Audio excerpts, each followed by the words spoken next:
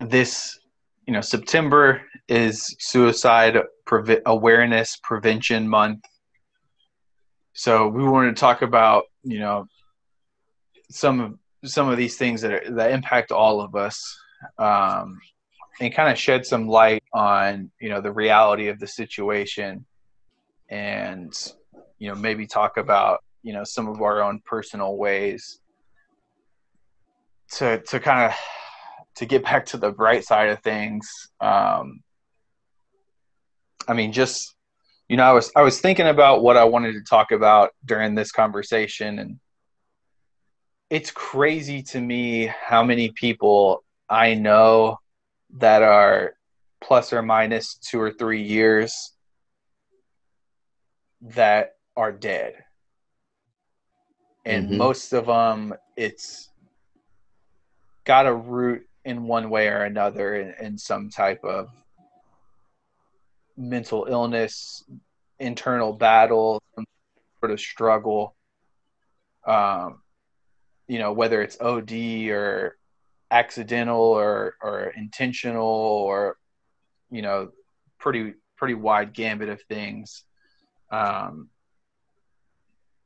It's a crazy time, and it seems like everybody is kind of struggling, and given what month it is, we just kind of want to have this discussion, and hopefully help somebody that's in need, and maybe give some tools that, like I said, that we use. So I wanted to tell one story real quick about kind of my first experience with this, and kind of what got me into this. Is something that I've been looking into for a long time. So when I was a freshman in college,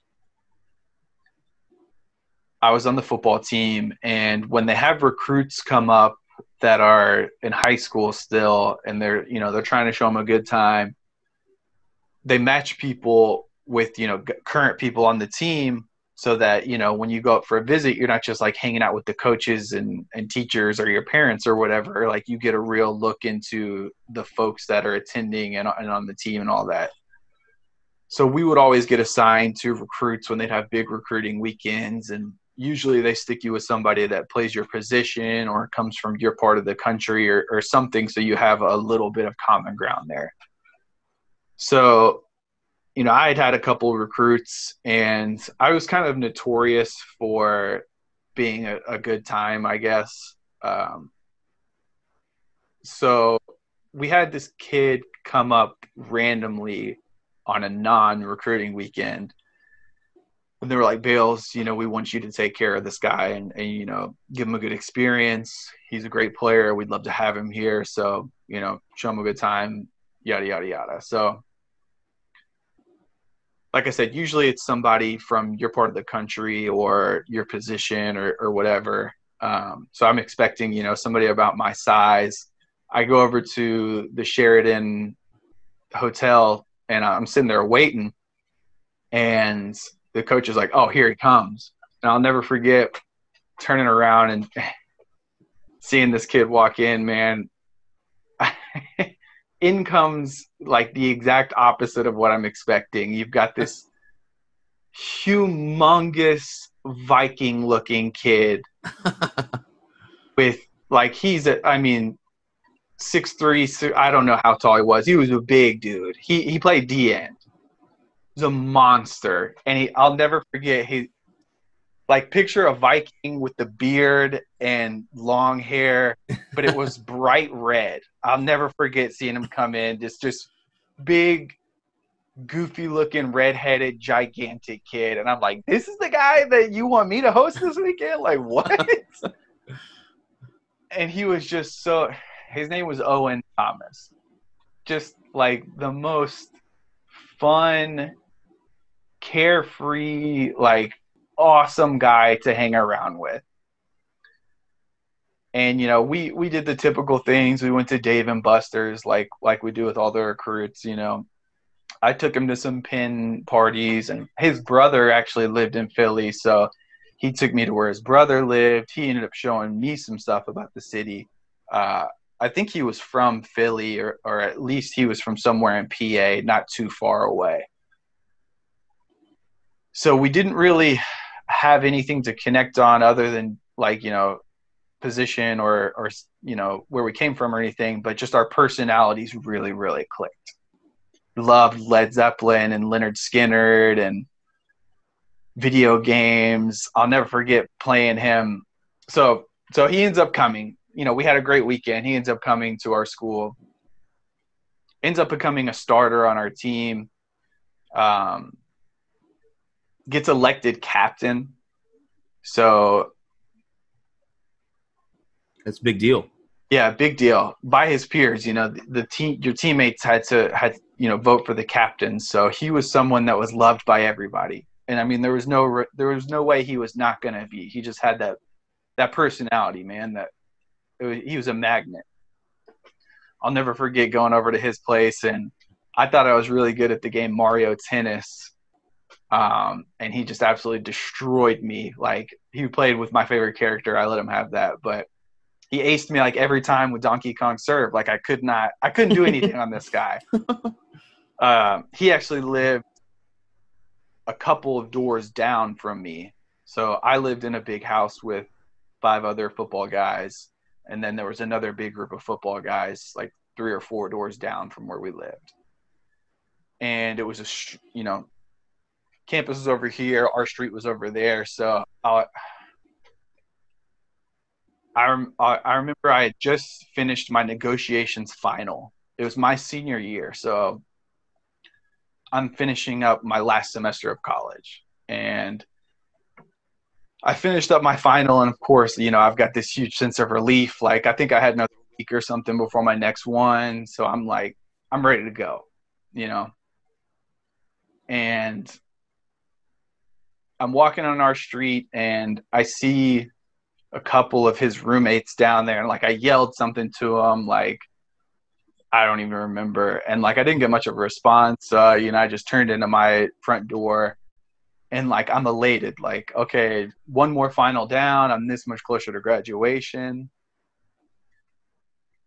And everybody was in like a super somber mood. And I mean,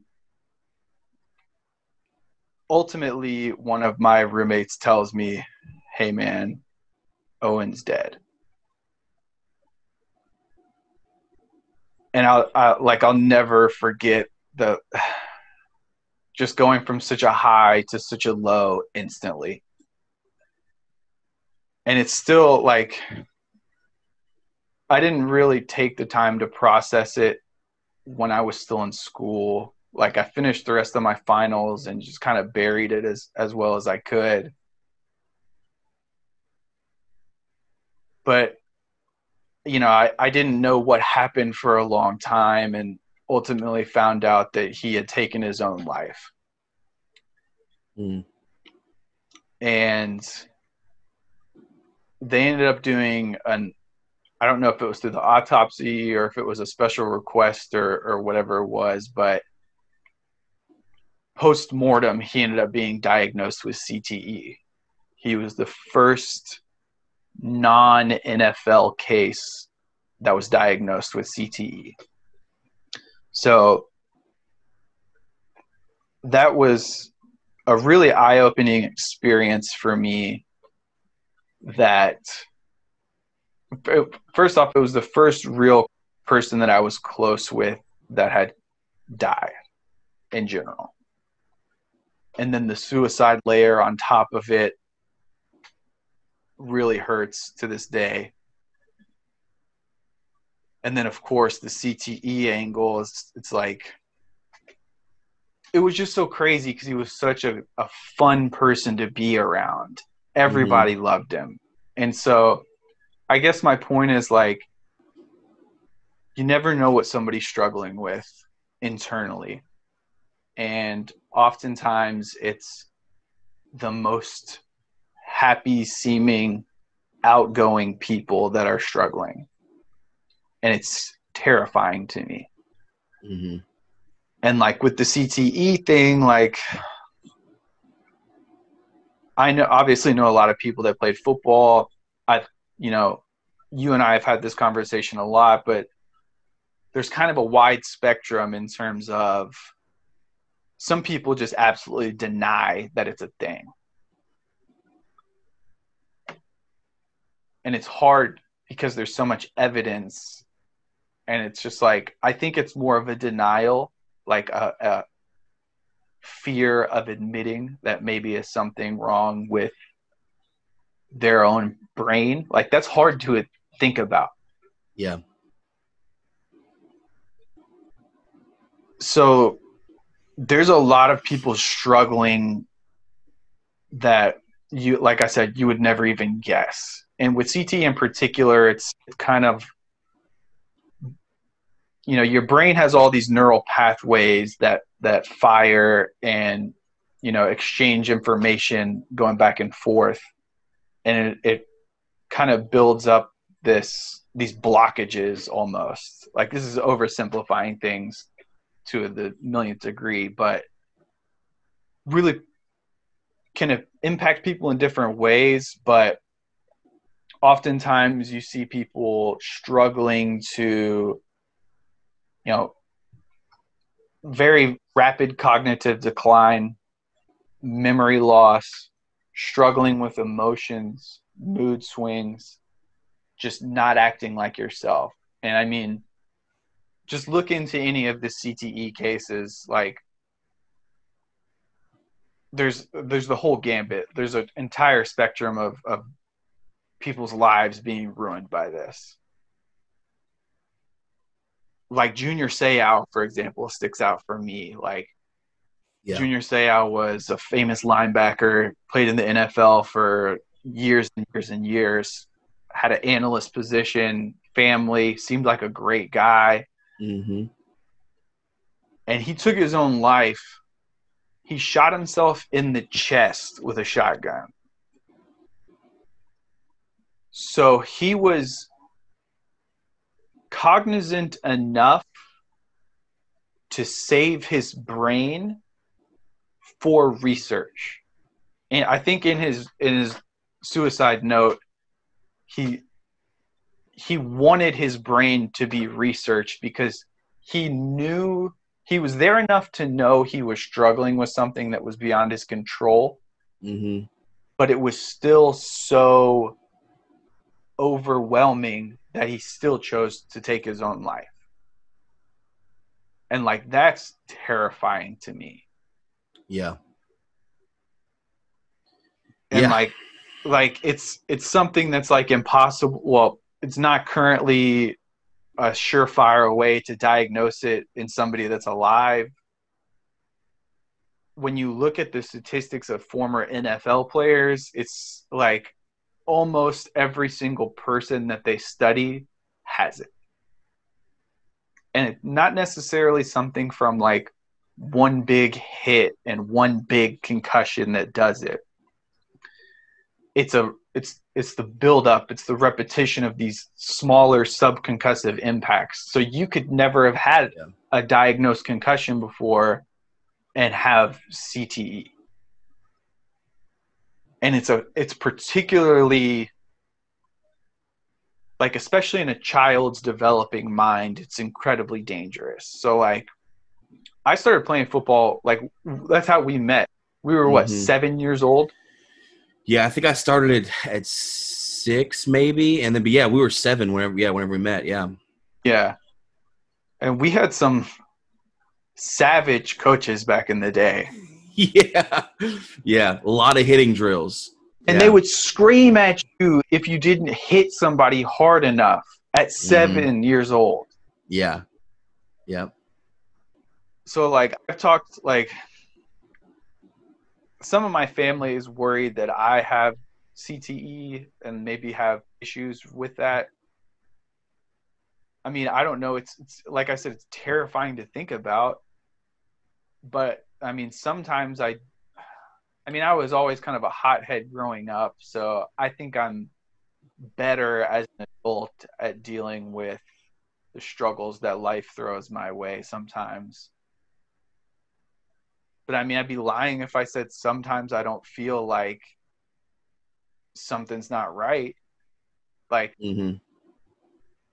I've never turned violent or anything like that, but I mean, as I get older, who knows?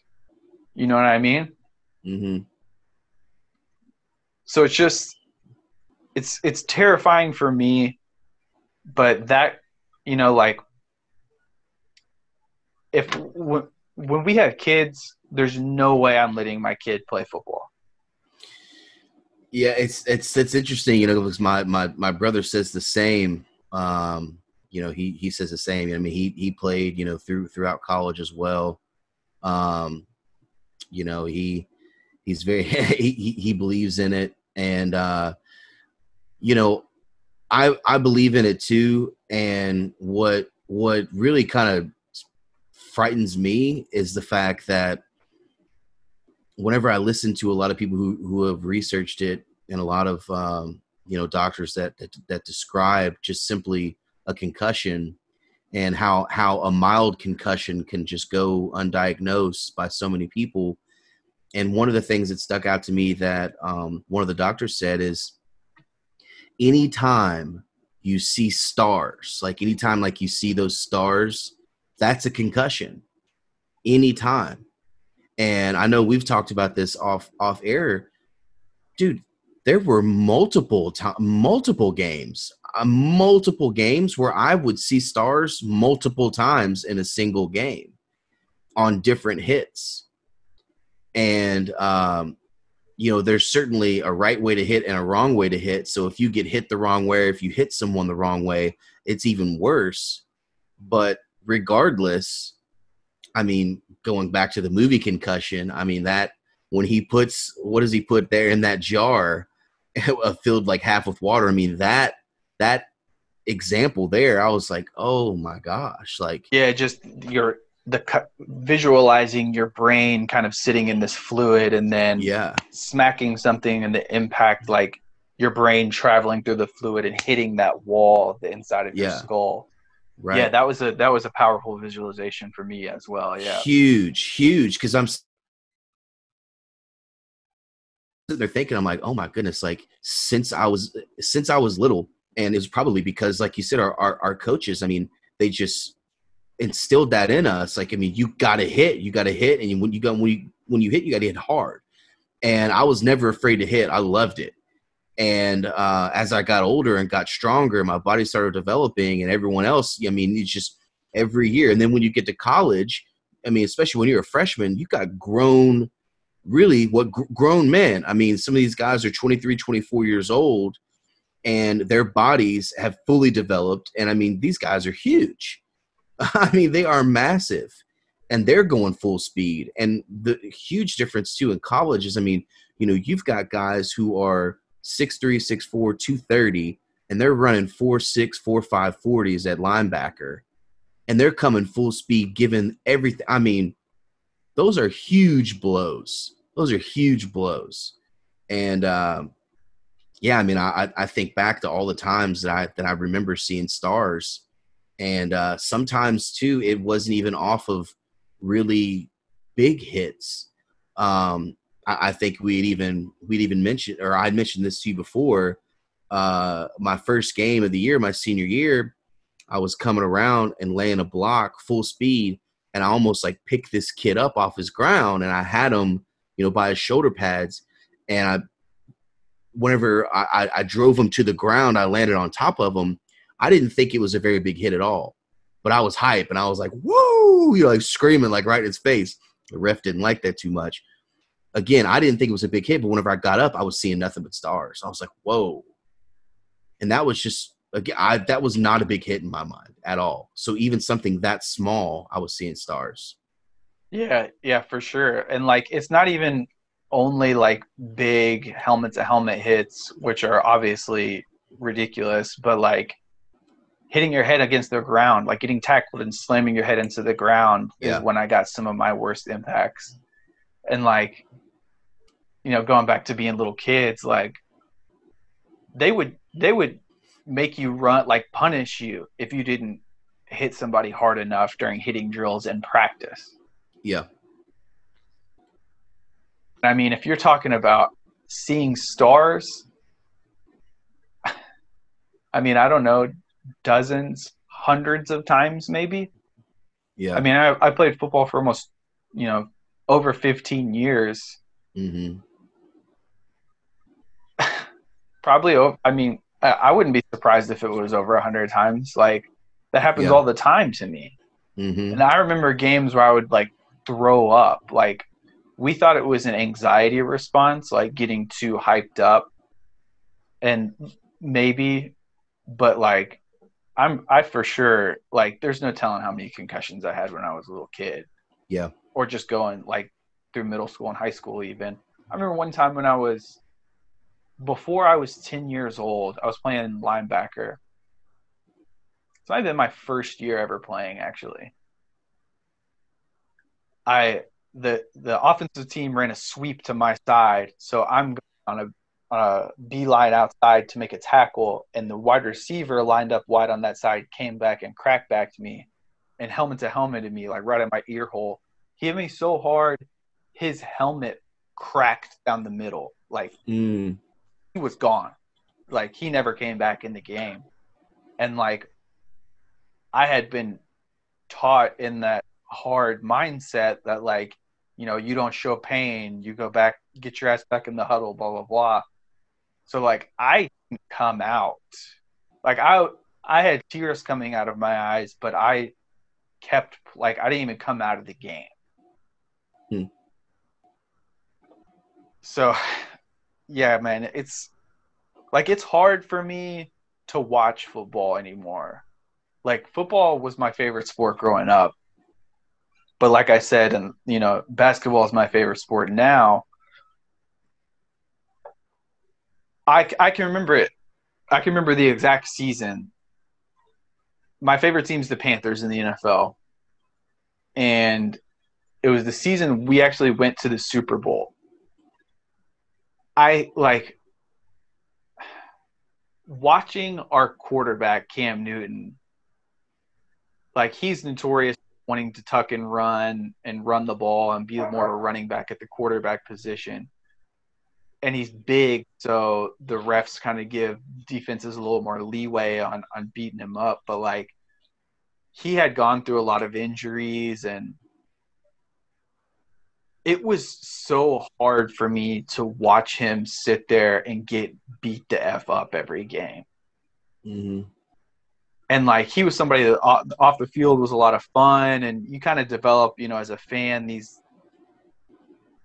kind of relationships, almost these attachments to these players. And it was like, Cam at that point was somebody I kind of looked up to, and you kind of vicariously was able to have fun. He's out there dancing and stuff. And like, it was hard for me to sit there, like, knowing what he's going through and watch and support it, man. Like, and then Luke Kuechly, our linebacker, started having concussions one after the other. Like, he had one really, really, really bad one where like, he freaked out and kind of lost control and like ripped his helmet off and was like bawling his eyes out and like screaming coming off the field. Like, it was terrifying for me, man.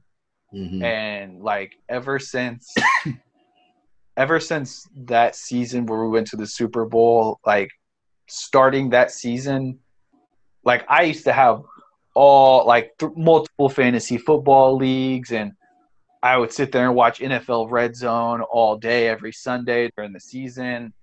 And like, I went from being uber football fan to like, I don't watch it at all anymore, really. Like, Wow. gradually, year after year, like, I'll check in on the scores every now and again, but I like, yeah, dude, I don't watch. It's too hard for me to watch it. Yeah. Yeah. Yeah. And I mean, seeing someone, I was never diagnosed with like a severe concussion. But seeing someone that later got diagnosed with a severe concussion, seeing the way that they acted prior to the diagnosis, right? Seeing that, I mean, I saw it even in high school a lot. And it's crazy. It was very eye-opening was very eye opening. One of our teammates. I mean, at the time, we thought that he was just we thought he was being dramatic and exaggerating because this particular guy he had a reputation of doing that sometimes. And But that's he, kind of what you're taught. Like it's mm-hmm. drilled into you. Like don't show pain, don't show emotion, suck it up and get back out there.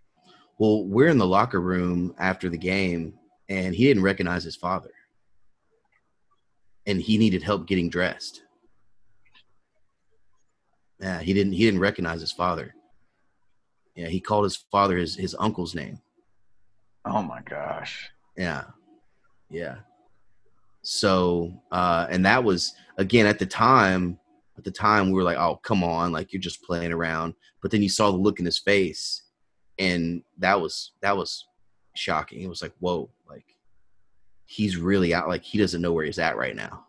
like, like I said, I mean, he needed help getting dressed. Undressed and dressed. So, um, yeah, it's scary.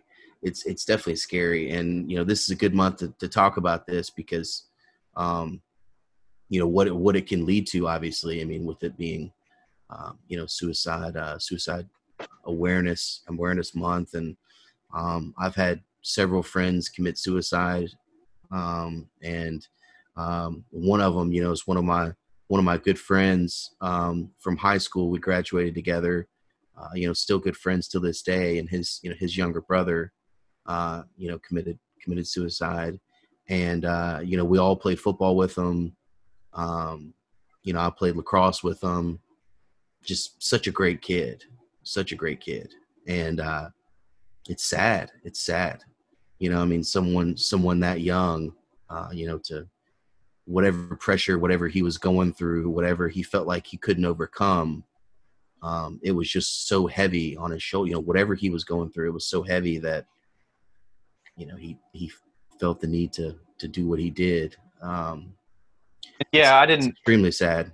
didn't want to, I just kind of wanted to use CTE as an example of, one Hmm. type of mental illness that people could be struggling with. Yeah. But, it's certainly not by any means limited to people that play contact sports.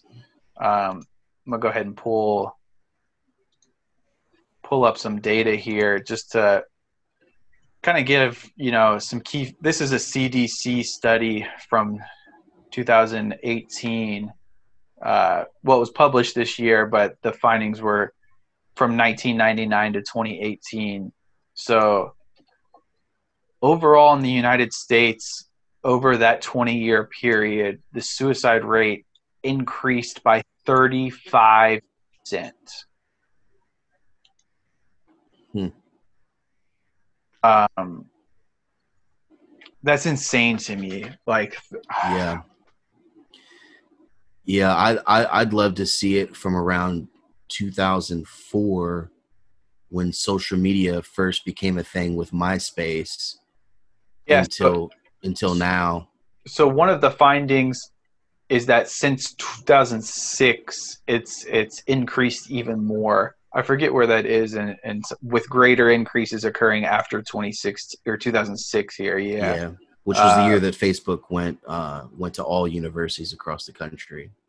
in males, after a stable trend from 99 to '06, the rate increased by about 1.6% per year. Per year. Yeah. Um, and that's from 2006 to 2016, and then an additional 3.2% from 2016 to 2018. And with the pandemic currently, that's skyrocketing even further. I know we had talked about how in the month of August, 18 to 24-year-olds that were surveyed, a whopping 25% of them had seriously considered suicide within the past 30 days. Mm. And I was kind of surprised to see that the rate for males was almost 4 times higher than it was for females in 2018. I kind of figured it would be more even keel than that. Yeah. Um, and it was, the rates were higher in most rural counties compared with urban counties for males and females. Um, so, I mean, I think, with that rural statistic, you're looking at people in isolation without as much of a social safety net, friends and, big groups of people that they're around. Like, there's just something about being around people that can help out big time. Um, Mm-hmm.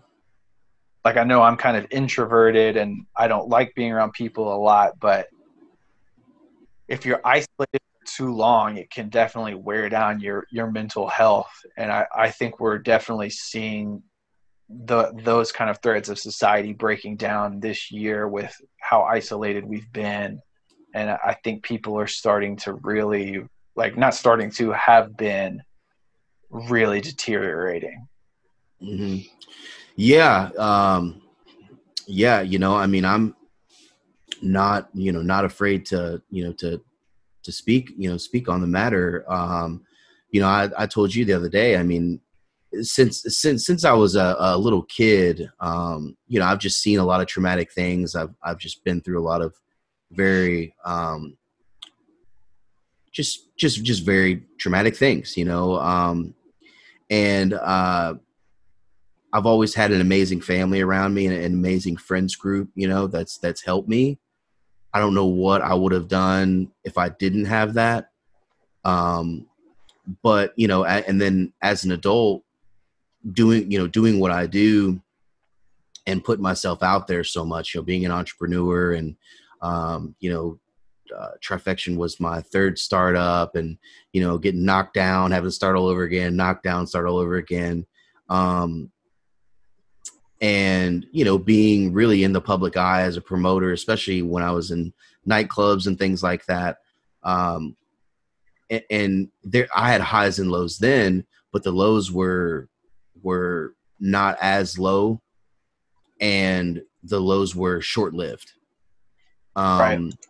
And now, I put myself in a position to get to where, I mean, I had 250 people that counted on me, for a job from April until December,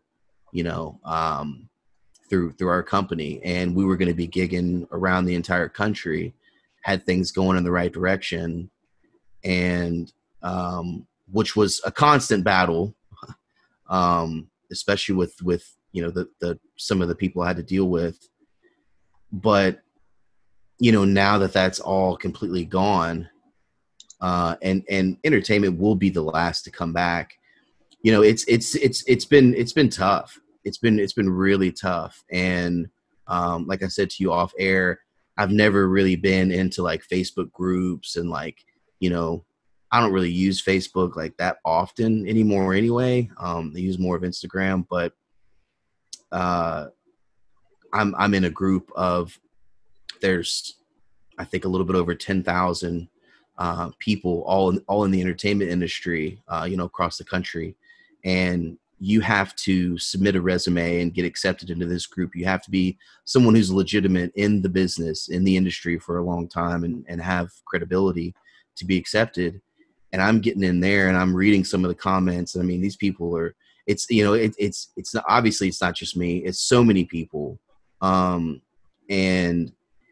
it's concerning to see a lot of the comments, because you're talking about, for example, I read, just this past week, there was a guy, he said he had been in the entertainment industry since he was 19 years old.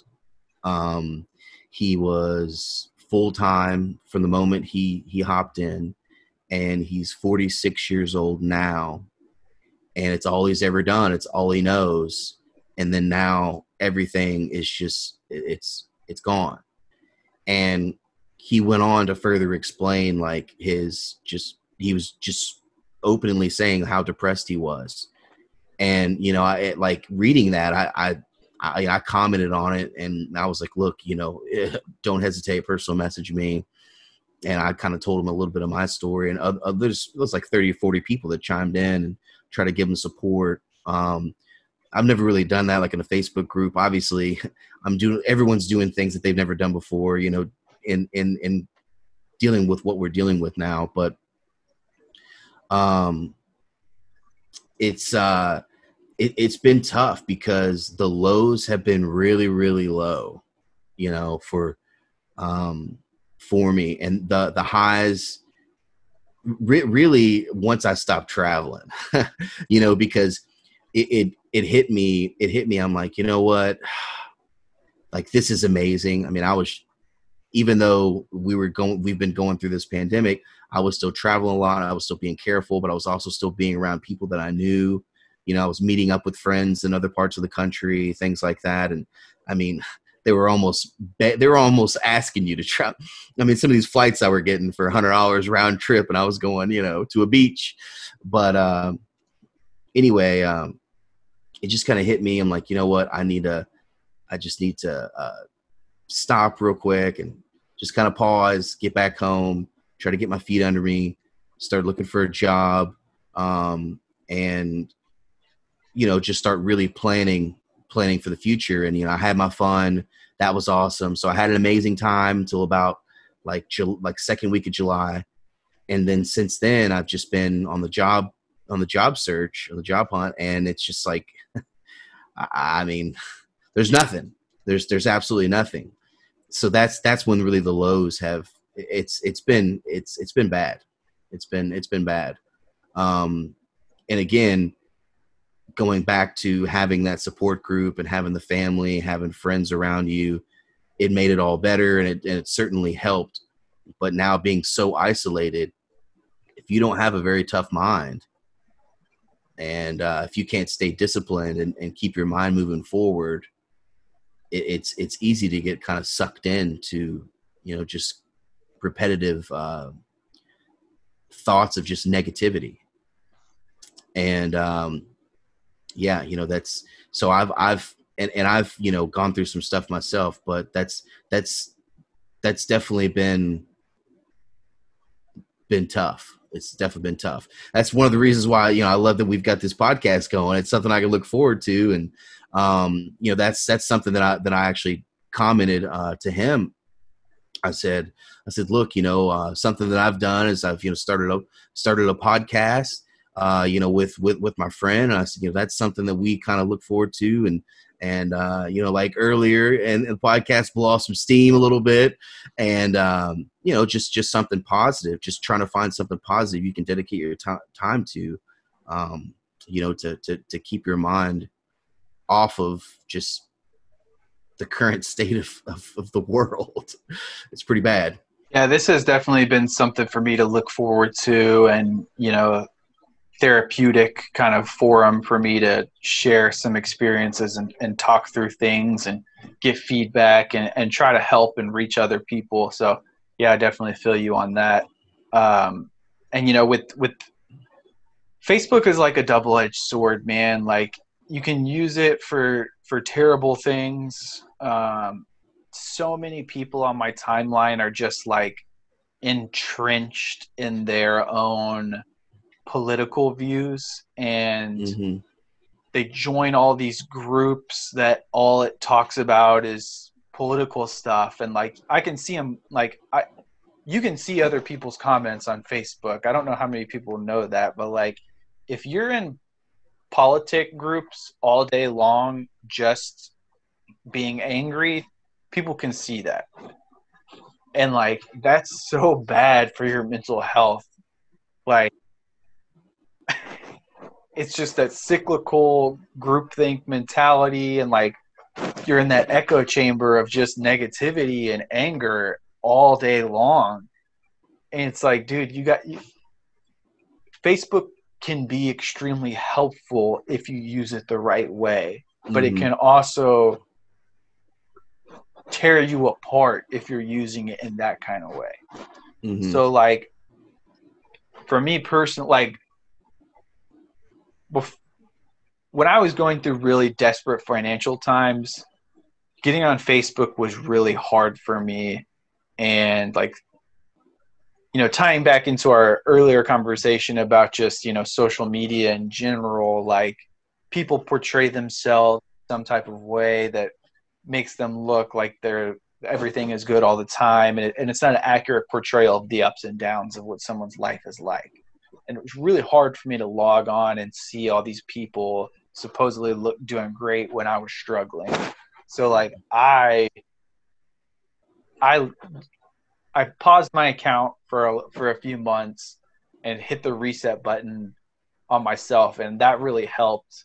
But I kind of felt disconnected from some of my family, because like my family is pretty dispersed. You know, we don't all live in the same city anymore.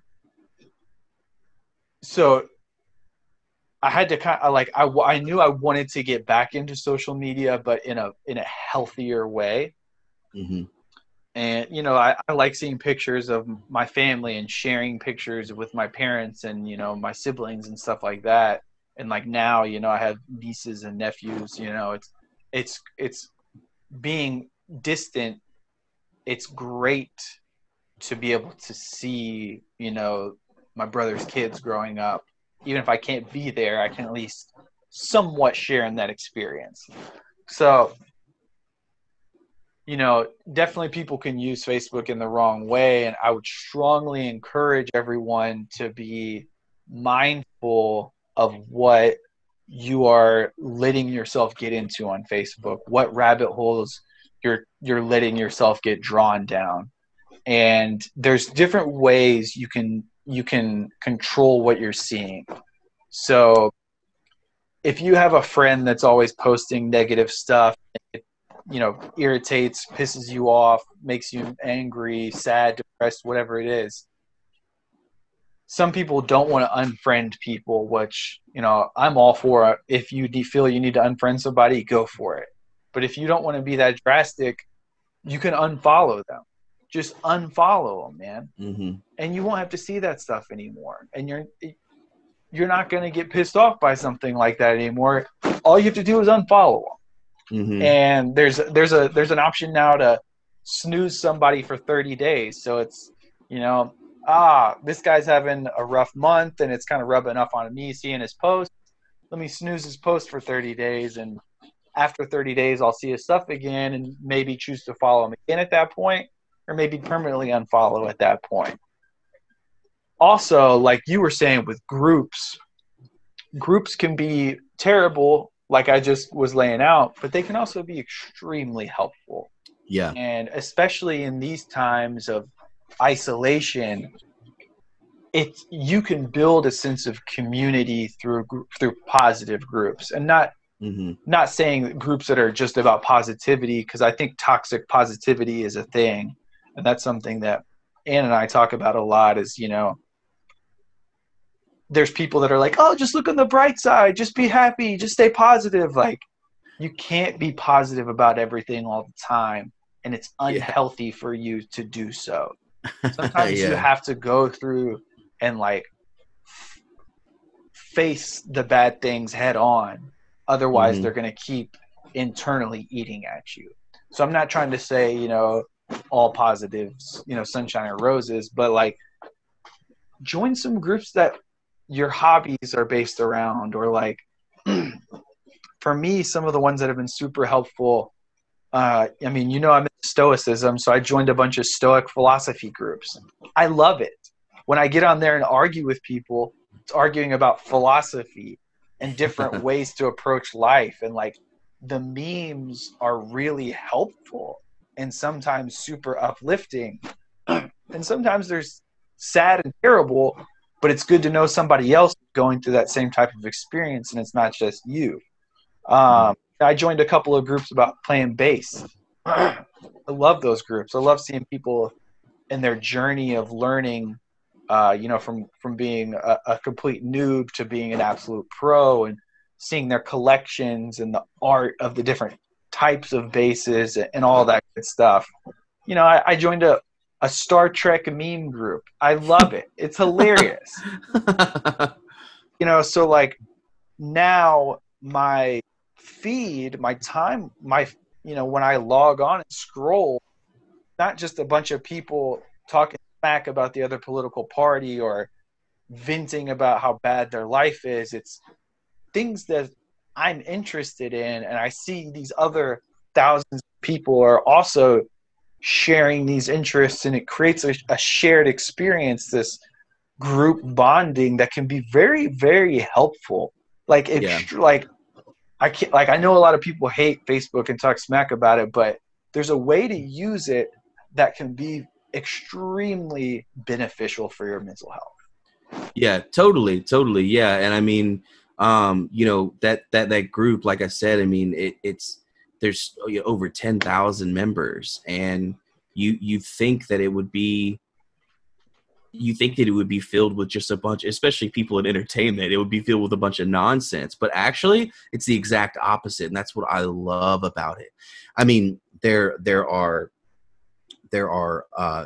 sound engineers on there sharing what new equipment they just had. There's tour managers on there sharing about experiences or giving warnings about certain venues or certain areas, or hey, you know, we just got this new tour bus, check it out, or whatever, you know, or good food spots to hit if you're on the road, if you're on tour, or, you know, this is all this stuff. Or, you know, there's just so much information. There's also a lot of people helping people and job opportunities on there. It's like, hey, you know, I'm going on this tour over to Europe, and, you know, we don't have a TM, or, you know, we don't have an LD, or whatever it may be. And, you know, people are able to just shoot, and they're asking, like, shoot your resume, personal message me, whatever, you know. So that's something that I've been keeping a close eye on it, because I believe now that, especially with the Big Ten coming back in football, this is a side note, with the Big Ten coming back in football, if we can have a successful football season, that just gets the entertainment industry closer to coming back. I know that's off topic, but so anyway, I've been keeping a very close eye on this group, you know, because of that happening. And also, it's like it's like anything. I mean, I've been doing this since I was 19 years old in some way, shape, or form. But it's like anything. If you just completely shut off your repetition, you start to get a little rusty. So it's also kind of helped me just basic terms. You know, I mean, my day is filled with not a lot. You know, so sometimes I forget, like, or not forget, but it's just, you don't hear these things, you know, you don't hear certain things, or I mean, that's just so many things. I miss just having a radio, you know, having a radio call, and just, anyway, there's just so many things. But Yeah, no, I'm totally with you. And it's like, for me, a lot of my interests, my friends and family aren't really into. So like for a long time, I would post stuff like on my own timeline, and like nobody would respond, and I'm like, what the hell? So it like kind of isolated me in that regard. So it's cool to build these bonds in these groups with like-minded folks. And yeah, man, I can't stress enough how beneficial that's been for my mental health, for real. Yeah, and you know, for me especially, whenever Facebook started to blow up, and, you know, it went public, it's always been a way for me to communicate with my family in South America, and that's always been huge. And you know, just being able to see them post pictures and things like that, because it is, you know, it's very difficult just to pause and, you know, give yourself 2 weeks to, or really 2+ weeks, because to travel down there, you know, it's a long trip, and you know, it takes a lot out of you and stuff. So being able to see them, you know, they're kind of day to day, and celebrate birthdays with them and things like that, and chat with them on a regular basis it always brightens my day. And something, a piece of advice I try to give to everybody is, honestly, like, especially if you're not into politics like every single day, and if you don't have a ton of information to back up, if you don't have facts to back up what you're saying, don't post anything political on Facebook. Like, I think maybe in all my time on Facebook since college, I've posted maybe 2 or 3 things that have been political, and they've just been factual, and I think they've been something where both parties can agree on. You know, because that's a road that I never want to hop on ever. Yeah. Because I mean, people argue and they get so caught up into arguing about politics on Facebook. I'm like, guys, you're just wasting time. You know, what would be helpful is if you feel that passionate about arguing this point, how about you organize a group, and you that group is people that are like-minded, that are going to recruit more people and head to the polls. Make it something positive. If you feel that passionate about something, or if something's bothering you that much, if it's bothering you that much that Trump is the president, guess what? Organize a group of your friends, organize a group of people, and head to the polls. Head to the polls. If it's bothering you that Biden is going to be, potentially guess what? Head to the polls. Organize a group. Talk about it in a group with like-minded people. Don't go online and start. I don't know. I've always hated internet trolls. I've always hated them. People are so susceptible to trolls, man. If you Yeah. don't know what a troll is, go watch the South Park trilogy about internet trolls. They do a great job of laying out the type of people that are arguing online. Like, some people will get drawn in to an emotional argument with someone, and the person on the other end has no intention of listening or making a good point. They are doing it just to get a rise out of you sometimes. Yeah. So it's like, it's not a good faith argument. Like, don't get on Facebook and argue with people about stuff like that. Like, there are people out there whose sole intent is just to get you riled up. No matter how eloquent of an argument you're thinking you're making, they're not worried about that. They want to see you pissed off. Their goal is to make you pissed off. Yeah. They're trying to stir the pot for sure. Yeah. So yeah. Anyway, I wanted to share a couple of other things for me that, post college that have helped me along the way, kind of in my own journey of researching and finding out what's good for me and what's, scientifically based to be helpful for people overall. So obviously music, I know a lot of people feel me on that. Music for me can definitely dig me out of a dark place very quickly. Yes, totally agree. And I know I turned some people off with my music tastes. I listen to a lot of different music, but I definitely, heavier stuff is my wheelhouse. And like the band Tool, especially, like if I'm having a bad day and I'm pissed off at the world, it's like I'm somebody that really dives into the lyrics. They have a song called The Patient. And it's just about like, the guy is worn down from life and he's thinking of giving up, and it's like, I'm just going to wait it out, man. I'm just going to be patient, just a little bit longer. And it's like, keep your goal in mind. And it's just cool to know that like you can really connect with somebody through their music. Mm-hmm. And it's helpful, along those same lines of knowing you're not the only person dealing with something or going through a set of emotions. So yeah, music has definitely always been a big, probably in my top 3 ways to let loose, blow off steam and kind of de-stress. Like I said, when that S&M 2 came out, that Metallica live album about a month ago now, like it just hearing the orchestra start up and play the intro song, like just took me back to a really good place in my childhood. And like, I started tearing up, dude. Like I sat there and watched that concert and like, I broke into unprovoked tears so many different times. Like, excuse me.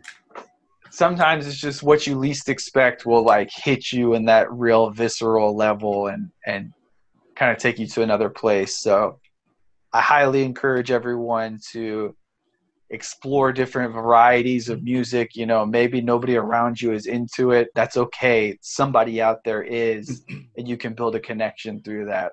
I miss the camaraderie and the awesomeness of concerts, but music is still there, you know, even without the live shows.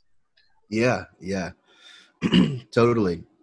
Yeah, Some these you can't really see them that well, but these two platinum record plaques behind me, these were actually hanging in the Bogart's office for I think a little bit over 2 decades. And one of them says,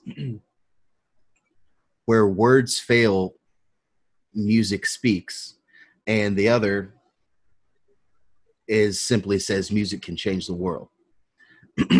And they were doing like a little bit of remodeling in the office there at the venue, and they were offering up like basically everything. And I was working another gig the first day that they started offering, so I was a day late, and those were like two of the only things that was left. I was like, oh man, I had my eyes on so many things that was in that office, because that Bogarts, that venue is just filled with so much history. But I'm glad I ended up with those two pieces, because it's so true. I totally agree.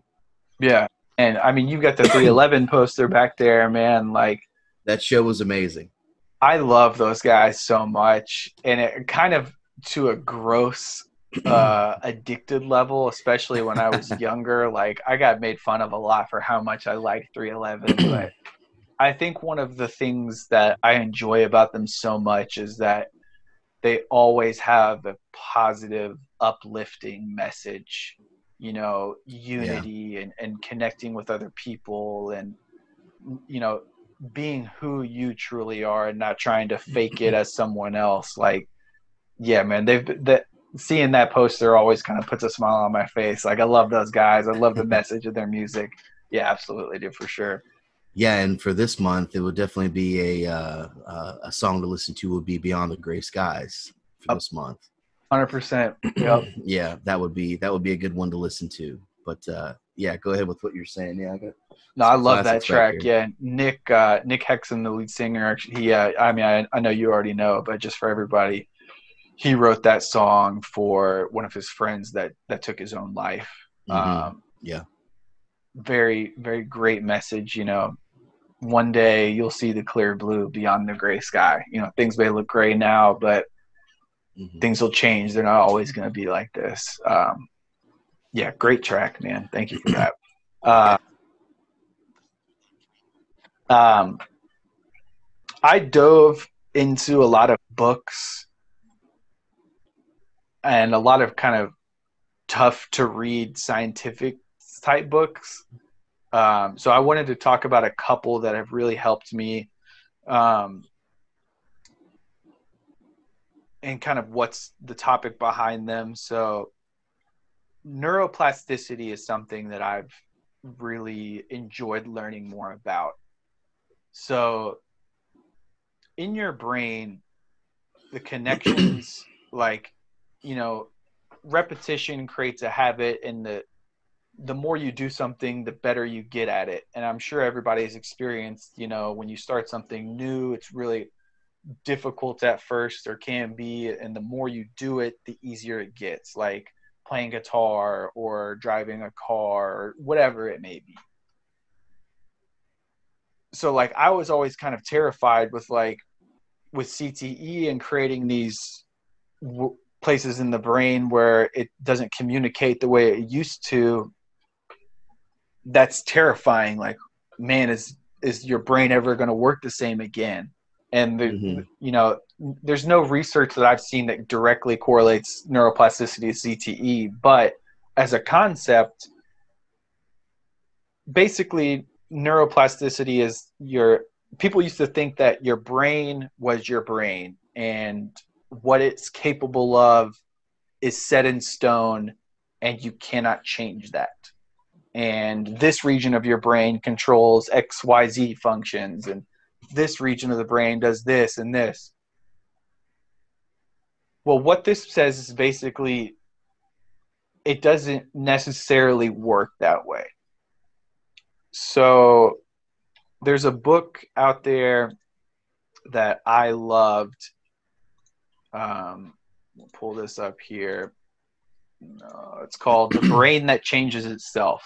So, stories of personal triumph from the frontiers of brain science. So, this is a scientist chronicling these different stories of various situations in where people's brains are able to change through like specific training exercises and various techniques. But I mean, at its core, it basically revolves around starting small and relearning in a new way. Like, I would butcher if I tried to give an example of any of the studies in there, but it just does a great job of illustrating that you're not necessarily stuck with where you're at right now. And the way I think about neuroplasticity is like, if you're going to the store, for example, or going anywhere, like say you grew up in a town and you've always gone to the grocery store this one way and you've been doing it your whole life and you could probably drive there with your eyes closed. Let's say there's a bridge on the way and one day that bridge gets wiped out. So you can't go that way anymore. People used to think that's it. Like the way your brain works is that's it. You're not going there anymore. That pathway is gone. So you can't get from point A to point B anymore. That's a wrap. And basically neuroplasticity is saying that you can find another route there.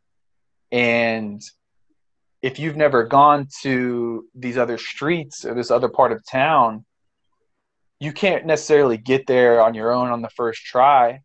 And it's going to take you a long time to get used to going the new way. But if you continue to do it, ultimately you can build new pathways. You can find those other streets to get to your destination. And this, as far as the author knows, there's no real limit to how old you are. Like the saying, you can't teach an old dog new tricks. Well, you can. And it might be more difficult for one person or another, or it might be more difficult for one activity or another. But you can relearn ways to do things. So like for me, that gives me the ultimate hope of like, just don't give up. Like things might get super hard, but physiologically and biologically, there's ways to overcome, and it will get easier with time. It might be like seemingly impossible the first time, but it can improve over time, and you can find new ways to experience life and improve yourself. One of the experiments is like they take a blind person and they stimulate different parts of their body for different, like they make them focus on something and then stimulate a different like area of their back with this sensor thing. And like eventually they can almost see through these sensors. So it's like I totally butchered that, but your brain can definitely change, and the more you practice something, the better you'll get at it.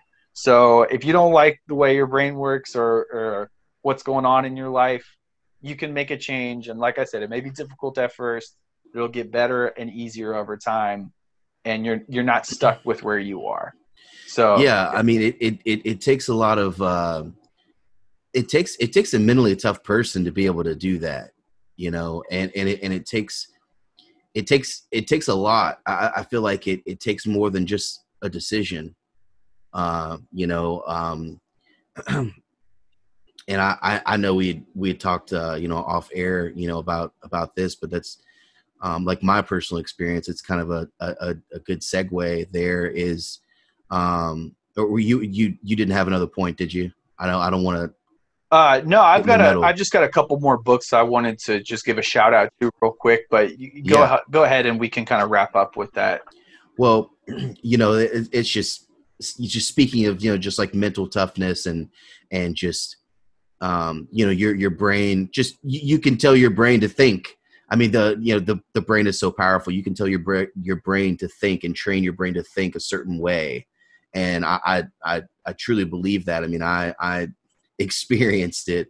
I experienced it personally because, you know, going back to just, you know, Suicide Awareness Month, right? Which is definitely a big deal to us both. We both have personal stories. And, you know, with me, I've, I have not shared this story a lot. I mean, you didn't even know until I told you, you know, this past week, which is crazy. But you know what I went through. I hit completely rock bottom. You know, I was done with my second startup at the time. I was back into nightclubs for a while and doing well, and then I took a risk and I moved to Mexico. Had success down there. Everything was going amazingly, and then that ended abruptly, and that's a whole other story. Um, but just to give you an idea, it ended with me getting a one-way bus ticket at like 3 a.m. from Playa del Carmen to Cancun to the airport to fly home. That's how it ended. How It long was had you very been down there? a while, a while. I'll have to look up the exact timeline. I want to think like 3.5, 4 months, somewhere around there. And I was in a relationship. I was in a relationship at the time, and you know, I've had some pretty wild breakups. Haven't we um, all? yeah, yeah. So this is 2014, whenever this happened, and like I said, I was still in this relationship. Um, you know, thinking that, you know, she remained faithful, you know, loyal, you know, those sorts of things. And I was looking back, I was a crazy person for remaining loyal and faithful living in Mexico, especially because there was plenty of opportunities to be promiscuous down there. And I stayed very disciplined and faithful and loyal, because in my mind, it's so easy not to do anything. Rather, I mean, it's just so easy just to say no. Side note, I just don't, not a believer in long distance relationships. Like, yeah, Totally. I mean, we had like a year and a half or 2 years already into it, and you know, she was okay with the decision, and I knew it wasn't going to be permanent. Um, so anyway, you know, it is what it is. I'd come back, and I'd come back suddenly, and I did not want to leave that way at all. And I had things going down there, and I just felt like I just got completely cut off from my goals, and all the time and effort that I put into the things that I was doing down there were completely cut off, and they were. So I returned home not very happy, um, and returned to a relationship that was dismal. And I found out that, you know, she had not been faithful, not been loyal, and taken it pretty hard. And looking back, you know, she had definitely done a lot to kind of play with my mind. And oh well, you know, let's get back, let's not get back. And looking back, also, I was silly for even letting her dictate some things, because I have basically like a one strike policy. I've always stood by that. It's like, oh, you cheated, no, I don't forgive you because you'll continue to do that. You know, it's over. We had a good run. You know, good luck in life. That's it.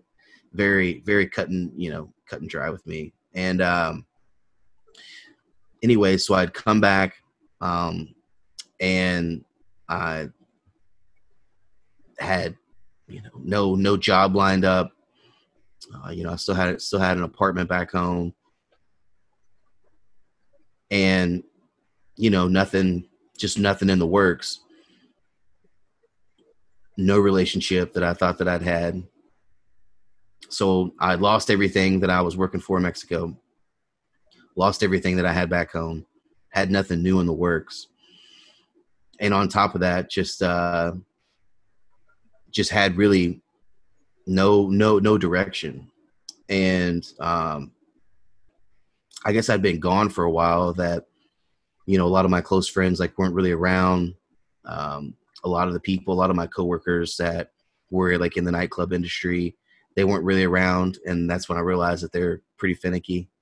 Um, and that kind of like whole world is a little artificial, but um, I think the whole coworker as a friend thing is a tough line to walk.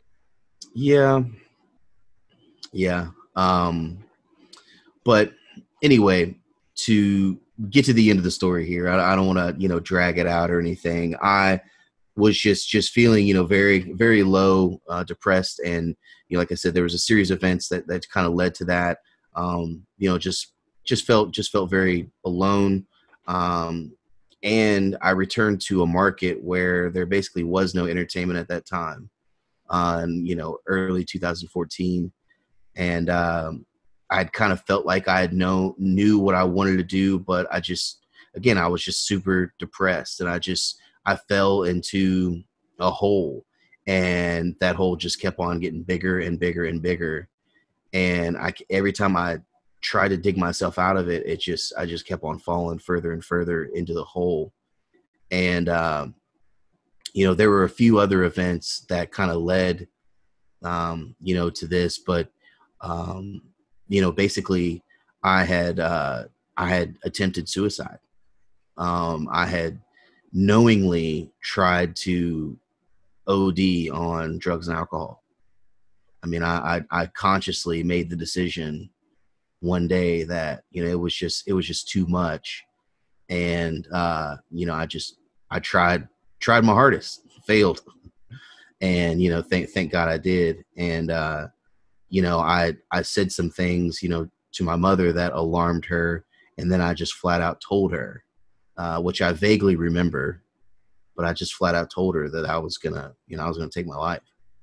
And if she hadn't acted so swiftly, and done what she did, obviously she called 911, and went to the hospital, and got a little bit of help, and got released.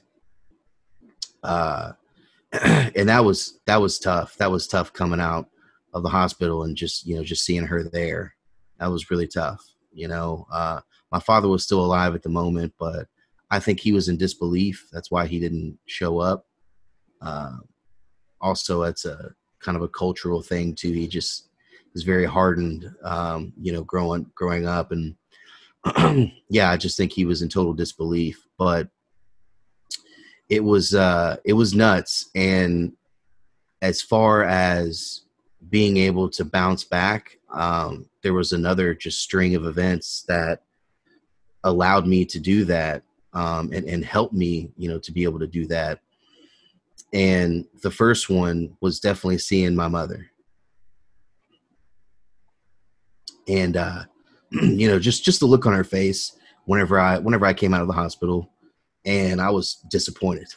I was just really disappointed in myself, and couldn't believe it because I was raised better than that. And like I said, I mean, I have an amazing family, and so that was definitely number one. I think number two is my sister, actually, whenever she heard about it, and I think I told you that she was living in Nashville at the time. She was not. She was living in Atlanta, Yeah. and excuse me, but she was living in Atlanta at the time, and she whenever she heard about it, she came up and she just told me, she was like, pack your bags, like you're coming to stay with me. And that was huge because I had the whole drive down there to kind of reflect and just try to put the pieces together a little bit, and just figure out like how did I get to that point, like how, like me, because I felt like I had accomplished quite a bit up until that point. I was very happy with myself and with life at that point. I mean, I had just come from it was like a pure state of like euphoria when I was living in Mexico. I mean, it was unbelievable. And Um, and I was also disappointed that I let someone else influence my life so negatively, you know, being my ex at the time. So there was just a lot of things, and I was just trying to put it together. But I ended up staying with her, I think, for at least like 8 to 10 days. I don't remember exactly. And you know, whenever I returned, you know, my mom and dad basically wouldn't let me miss a lunch or a dinner without them, and you know, just kept a close eye on me, and was just being totally supportive to try to get me back to, you know, who they knew me to be. And it's crazy because I don't really remember there being, like I said, like one particular thing that kind of just like it's, and I've noticed this about myself. It's like almost sometimes there's like a switch that can just be flipped, and then I'll just be back on like just a path of just total determination and productivity and just, you know, accomplishments, and I'm just, you know, no one can tell me anything. Like I'm gonna get, you know, what I need. Um, but it was like I said, I think it was more of a string of events that helped me get to a point to where I could finally say, and I've learned this about myself. It's like, is one of the reasons why I chose to be an entrepreneur is because most of the people I work for in my life have sucked. Honestly, like they in my mind they haven't been good. They haven't been good leaders. They haven't been good bosses. They haven't been good to their employees. They haven't treated people with respect. And I feel like I had a ton of examples of what not to do and how not to be. So I wanted to be all the things that they weren't. And that's been a huge motivator for me. And anyway, you know, like it just like something just, it just finally clicked. And, uh, you know, if they wouldn't have like gotten me to a point to where I could just finally, for me, myself decide, okay, enough is enough, because that's really what it's about. I mean, people can tell you uplifting things. People can, which is great. You know, I mean, everyone responds differently to different things. And this is why I'm okay to talk about it, because hopefully it'll help somebody. But, uh, for me, I always know it's up to me. It's totally up to me. And you can tell me everything that, you know, you can tell me everything that's going to help me get to a certain point, and that's all well and good. But ultimately, it's up to me. And it's up to me to decide, okay, enough is enough. Like, I've got to go in this direction, because this is direction that these, you know, my family and support group, they're telling me. I know they're right. I just got to figure out myself how to get there, because they can only do so much. So I finally got to a point with their help to where I was like, you know what? Enough is enough. I've got to be back being me. And, you know, I love life, absolutely love life. And, you know, it's been rough at times, but after going through that, it's like, man, I never, ever want to go through that again. And I know now that I never will, because, I mean, I just love life, man. I love living too much. And there are so many people that are in such worse scenarios than I was in. And that's why I feel a little bit of embarrassment, because, you know, I was raised better than that. You know, I mean, I've always raised with a lot, I was raised with a lot of awareness of, hey, yes, you know, we have what we have, we're at where we're at, but there are so many people that are way worse off, you know, and there's always someone who's going to be worse off than those people, and just be thankful and grateful. And so, yeah, I finally got in that right mindset again, and was completely determined, and figured out what I wanted to do on my own. And, you know, I think it took me like a couple months. I took up like a couple part-time jobs. It took me like a couple months to really figure it out, and get everything on paper, and get a business plan and things like that. And then I think December of that year, yeah, So December of that year, I started Trifection Entertainment with you know, with some other people, you know, one of my co-founders and, you know, some other people involved. And, you know, that's the company that, I mean, geez, I mean, it's, you can't help but to look back and just be so proud of what we were able to do. And, you know, things didn't work out long-term how we wanted to, but it's just crazy to me now looking back personally as on the timeline of being in such a deep, deep, dark place to then fast forward within that same calendar year. And all of a sudden I'm throwing concerts with, you know, 5,000 people, then 1,000 people, then, you know, and I'm starting to, uh, I'm starting to change how people view concerts in my hometown. I'm starting to train them on, hey, this is actually cool to go to a concert. You know, this is how you purchase a ticket, and literally train the market on what to do. And also, I mean, you know, we had in a little bit over 4 years, you know, we had over 50 interns, four of which is what I'm most proud of, four of which are currently in the entertainment industry. And I keep in touch with them to this day.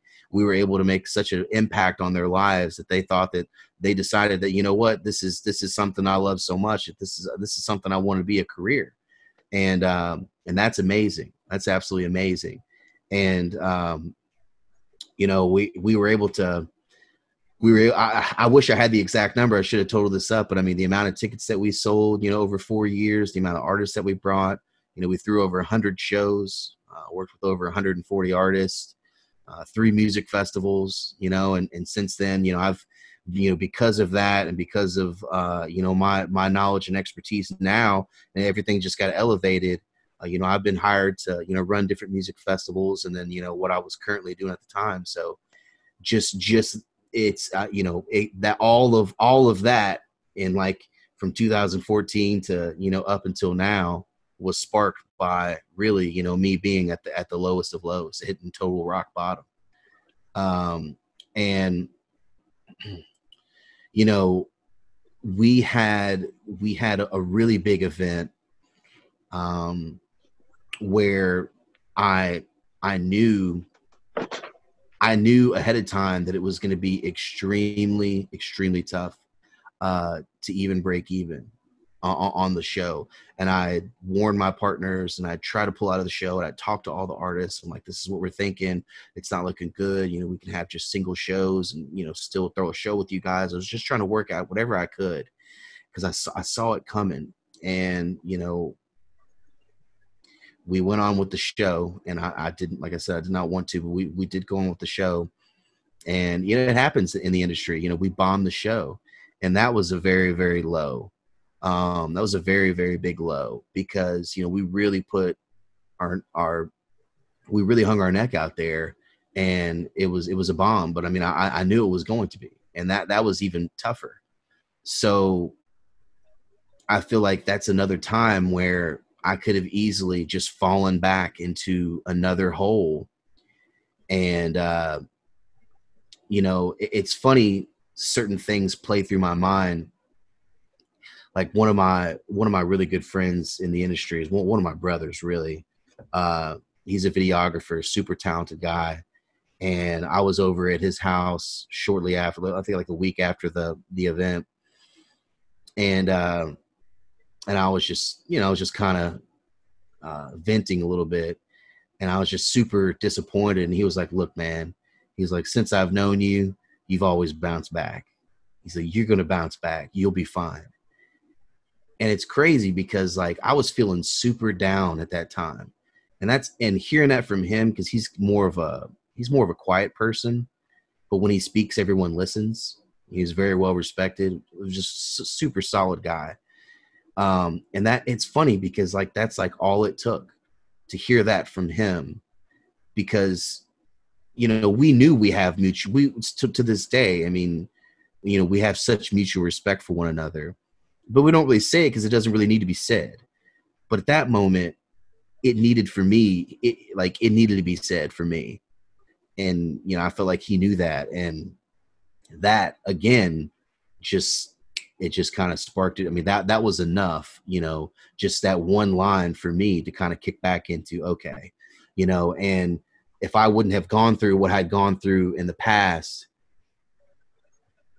maybe, that could have been a moment where I just kind of spiraled back down. But, I knew that there was no way I was going to get that low again. Just because I did not want to, I did not want to, be in that situation again. And so yeah, that helped me big time. And then the next thing you know, boom, I make the jump and move to Cincinnati and get to a market. And then, I'm working for damn near every venue in the city and, taking over a company and so on and so forth. So, yeah, it definitely ends in a great way, but, and it's going to continue that way, even though I still go through the lows, highs and lows, obviously, till this day. And I probably always will. That's just something that I've learned how to cope with, in a positive way. But again, I mean, if I wouldn't have had that support, who knows? And that's why I think it's so important for, I try to call all of my close friends as much as I can and talk to them and see how they're doing. And like we said, they won't always reveal it, but if you truly know someone, you're gonna know, if they're having, even if they're having a bad day, you're gonna hear it in their voice, you're gonna see it in their face if you're around them. You're gonna be able to read their body language. I just think it's so important for, people to make it a goal, or, make it a habit, really, of just staying in touch with people and, just checking up on the people, who you care about, because it's so important. It's so important. And, I know we talked off air about this. It's something I feel very, very strongly about. On Facebook, there's so many people. There's so many people who are acquaintances that on Facebook, whenever people pass away, they give this huge tribute, to them on Facebook, this long post, and it makes and I often wonder, did you ever say any of those amazing things to that person in person? Did you face to face? Did you ever, because you just said a lot of amazing things. That was an amazing tribute. I wonder if they knew that you felt that way. I wonder, because you know what? That could have been the thing that helped them get through something. That could have been one thing that just triggered, you know what? I am loved. You know what? I am appreciated. You know what? I do have awesome friends. You know what? There is a lot of life to live. The sun's going to rise tomorrow. And I guess it's different in, it's obviously it's going to be different in every occasion. There was an anniversary of a really good friend of mine who passed away, and he was so loved, but just across the city and within so many communities. And I had known him since kindergarten. But he was a guy where everyone told him how much he loved him, because he was the life of the party. He lit up every room, and even if you didn't tell him, he's one of those guys where he felt it, and he was one of those guys that kind of fed off that energy. Just a very loving, kind guy, such a solid person. So whenever I look back at like my time with him, or, just reflect on the fact that he's gone, it gives me comfort knowing that I know that he knew that he was loved. I know that he knew that he was appreciated and valued. So that I find a little, comfort in knowing that. But, going back to just the Facebook thing, man, I don't know. It's just, I don't know. Whoever's listening, tell me if you agree or disagree. For me, it's always bothered me, because I know, what I've personally gone through. And, if one of my friends that I haven't heard for in a while, or one of my acquaintances, if I bumped into them, or, You know, if they reached out or, you know, text or call or whatever, and they said some amazing things, like the very positive things like that to me, probably could have changed the outlook at least on that day. And it's an everyday struggle sometimes. So I don't know. I encourage people to, um, just to express your emotions a lot more, you know, especially the people that you value and love, you know, tell them what you think about them, you know. And especially if you sense that they may be going through a tough time, or if you know that they're going through a tough time, if you know they've just suffered a loss of a family member or a pet, or, you know, they just got in a car accident, whatever it may be, you know, I just encourage everyone to reach out and express that, you know, love and appreciation, to the people while they're still here on this earth, because you only got one shot. You know, once they're gone, they're gone. And, you know, that's one of the things I told you. So I never want to live with any regret, and I never want to leave anything unsaid. That's two of the things that are, you know, virtues of mine, I guess. So anyway, yeah, you know, that's a part of me. That's, you know, my story. And I feel like it was appropriate to share. You know, it was 6 years ago. But you know, hopefully that story helps someone. You know, I mean, just in that, from that one, like I said, from that one deepest, darkest time that I've ever been through, you know, to 6 years later. And even though we're in this, you know, pandemic, and, you know, my career just got rocked, and, you know, the future is not clearly in sight. You know, I'm still remaining positive as I can be, and determined that whenever we do get back and running, that I'm going to be, you know, in a good position to, you know, to take off and remain positive. You know, it's crazy, the events that have occurred just in, you know, just in that period of time, and all the things that I've been able to do that I would not have ever been able to do, you know, if you know, that day would have, you know, went a different way. So. Yeah, man. You know, I love you, man. I know that took a lot of courage to share that on a social forum like this. So I really appreciate you, you know, sharing that with everybody. And I'm Yeah, sure there's somebody out there listening that's gonna have a big impact on them, man. So thank yeah, you. I for appreciate you, sure. man. For sure. I just wanted to touch on a couple of things you brought up. You know, first off, you've always been that one of those guys for me, you know, the life of the party. Like, it's hard for me to see you and not smile, or hear your voice and not be happy. So, you know, just another example of, like, you never know what somebody else is going through. And Yeah. knowing you and knowing the impact that you've had on my life, like, it's tough for me to hear you going through that kind of deep struggle. Yeah, it was bad. Yeah, so just thank you again, man. And couple of quick points here. Um, you know, it's definitely, you know, life is definitely ups and downs. You said,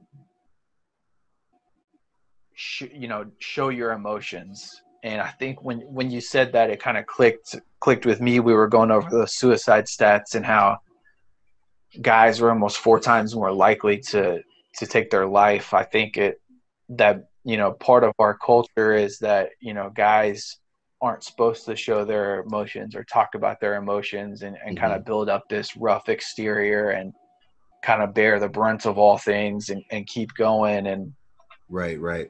I think, you know, I think that's probably a big factor in why those numbers are so different.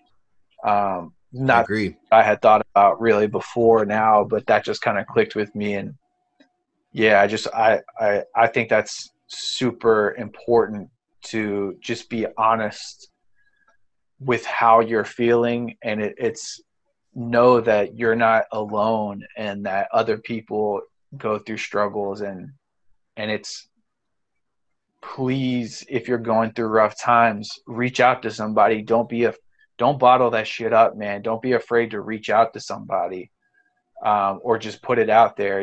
Like, it's hard to help someone that you don't know needs help. So yeah, that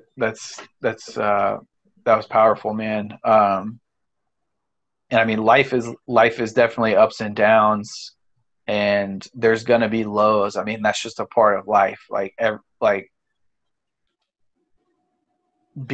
you can't always be on the top. Everybody's gonna go through lows. So having that support there, or having built up a resilience, or the right kind of habits, or an understanding of yourself to be able to respond when those lows hit, I think is very, very important. I don't know if you would call that a skill or what, but just kind of having the awareness of yourself, and in knowing if you're starting to go down that path, and then being able to identify things that you know can help you, like being able to know, oh shit, I'm feeling bad, I need to turn on this song, or Yeah. call person XYZ, or do whatever it is that you identify as is important to you. I think that's really, really important. And I just want to touch on these. I read a lot of books, like I was saying. I just had a couple more I wanted to touch on, and one, it's called "Breaking Down is Waking Up."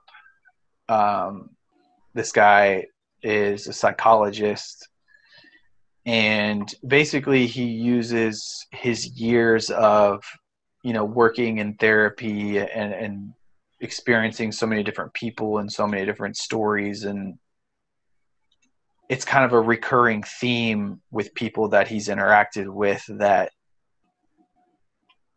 it's cliche to say the day is darkest just before dawn, but like sometimes sometimes hitting rock bottom is necessary Mm-hmm. in order to really connect with where you want to be in your life, and be able to move forward, and be where you're meant to be, and doing what you're meant to do. And I think that's a super important message. Just because things are getting bad for you, or you're going through a rough time, that doesn't mean you're on the wrong track. Sometimes that is the right track. Sometimes you have to go through those demons, and I mean, you do. Like, if you have demons, you have to face them head on. You can't hide and bottle stuff up. Like, Mm-hmm. ultimately that's going to come back to you.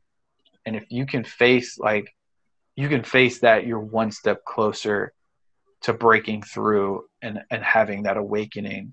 Some people, it's spiritual, but regardless of whether you're religious or whatever it may be, like connecting with that version of yourself that's moving forward in a positive way. Yeah, just because, like, he calls it the cycle of awakening. You go from the top to the bottom, and then back up to the top. Mm-hmm. But yeah, just because you're going through bad things, I mean, don't see that as you're on the wrong path. Life is that way. You're gonna go through bad things. Everybody doesn't go through the same bad things, but everybody does go through downs, and those can really show you your true colors, and really show you where you're meant to be, and lead you down the path to where you're supposed to be going. So that hearing that from a professional that's in that setting was really powerful to me, in a time when I was going through a really bad time. So just another thing I wanted to point out, that's just because things are bad right now doesn't mean they're always going to be bad, and it doesn't mean you're on the wrong path. You might be doing exactly what you need. Yeah. And then talked about music, and just talked about the science behind being able to change. That was, for me, very uplifting. The last thing I wanted to bring up is something that people often see as very vain, possibly. Exercise. getting up and being active. You know, some Yeah. people work out because they want to look better, or they might have, you know, there are people that use it for vain means, don't get me wrong, but I read this book called Exercise for Mood and Anxiety: Proven Strategies for Overcoming Depression and Enhancing Well-Being. So you've got two PhDs here that have also, they're cognitive behavioral therapists. And I had always subconsciously kind of known, like, being an athlete, I have to keep working out. Like, I have to stay active. And I always feel better after I work out. And I know Hmm. we had talked about that. Like, sometimes it's impossible, and I don't at all want to go get up and move and, you know, just sit there and be lazy and draw the shades and wallow kind of and feel sorry for myself. And like, my gym is, like I said, the next door over is where our home gym is. And sometimes it's hard for me to just drag myself in there. But I have never once regretted going and working out in terms of its benefit for the way I feel. Like, it's like clockwork, man. I throw Yeah. on some loud music, I get active, get a little sweat going, and it completely changes my temperament. Hmm. And so basically what these guys do, they've kind of experimented with what works and what doesn't work, and they kind of do a comparative analysis of different therapeutic strategies and their effect. And what they ultimately conclude is that targeted exercise can have results equivalent to and even surpassing what you can get from pharmaceutical drugs. So, and it's not just like you don't have to go out and kill it and like set a PR. You don't have to have any kind of goals that are necessarily like, oh, I want a six pack, or I want to run a 6 minute mile, or it doesn't have to be anything like that. Like, you rethink the what you associate exercise with. And basically they were taking people and prescribing activity instead of drugs, and they Mm. were getting incredible results. So like, if it's somebody that has never been active before, you know, they're big on journaling how you feel. So, you know, if you're feeling anxiety, you know, write down, you know, what might be bugging you, or if you don't know, just kind of, you know, what your feelings are, and then recognizing those points where you're feeling that way and going for a 30-minute walk. Something as simple as taking a walk, it changes the chemistry of your brain, like, on a fundamental level, Yeah. and can completely change your life if applied in the right way. And like I said, I'm not talking about like going out and joining like a CrossFit gym and killing yourself every day. If you want to do that, that's awesome. And I think CrossFit is a great way to build community and make friends and have that camaraderie and that support system. If you're at that level athletically, or if you're brave enough to do something like that, absolutely go for it. But it doesn't have to be something that drastic. And like, I've tried to take a more of a long-term health approach to my exercise routine these days. My body kind of broke down doing, you know, powerlifting in college, and my joints and my back and my hips and my knees and, you know, all of the above kind of got to a really rough point to where my body doesn't respond to lifting weights anymore.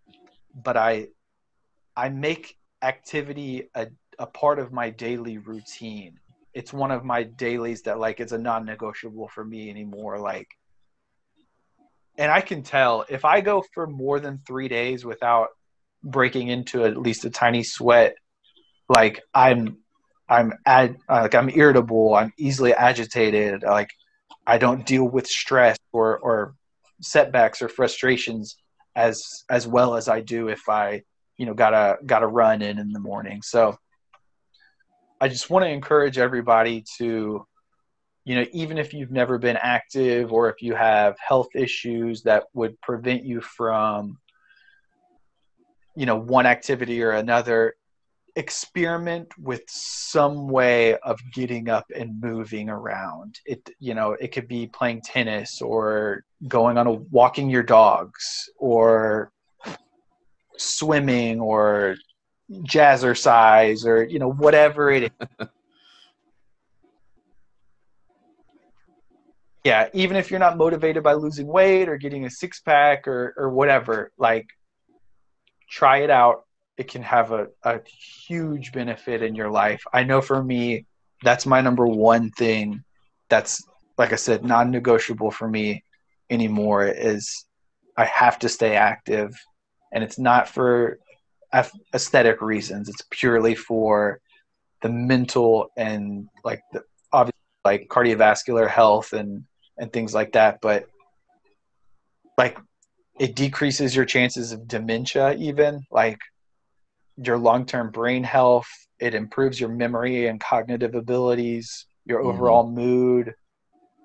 Highly, just I cannot stress enough how important it is to get up and be active.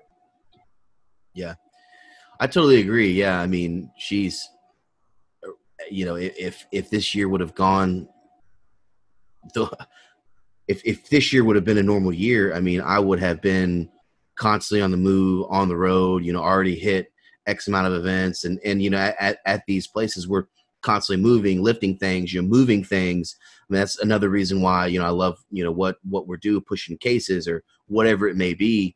Always being active and, losing that, it's been rough. But yeah, I mean, I totally agree. I mean, every time, I think what you said is really good.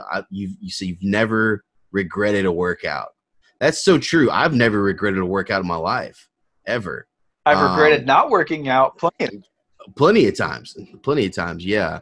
But yeah, it's so true. I mean, I always feel so much better when I'm up and I'm moving around and I'm doing things, and even if it's just running errands or going to the grocery or just getting stuff done and then going for a walk. I mean, just cleaning the house, whatever it may be, just getting up and moving and getting moving around. That helps so much. And you just got to force yourself to do it. That's another, like I told you the other day, that's been a difficult thing, like going through just a really low. And I'm just like, I don't even feel like clear, like getting up and walking to the kitchen. It's like, wow, like this is bad. You just got to force yourself, like literally roll out of the bed onto the floor so you can get up. And I Yeah. think I Yeah. think one area where like a lot of people struggle is they set an athletic goal and they have a workout routine and it's like, oh man, today's leg day. Like, oh, I don't want to deadlift heavy or Yeah. like they they've built up this plan that kind of prevents them because of the degree of difficulty of it. And it's like some days you have to take a lazy day, but get yourself up and move at least. Like Yeah. I'm going through a workout routine now where like I've got everything planned out and I feel that way sometimes where I'm like, oh, I don't want to do X, Y, or Z, but I'm gonna half-ass it today, but I'm still gonna get myself up and in there and doing it. And Yeah. 9 times out of 10, I end up, perking up by the time my warm-up's done and I do it at, the level I had planned. But I went into it thinking, oh, I'm just gonna be lazy with it today.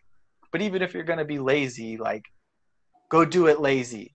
It's gonna help you. Yeah. It's gonna be very beneficial for your mood and your body's ability to respond to stressors.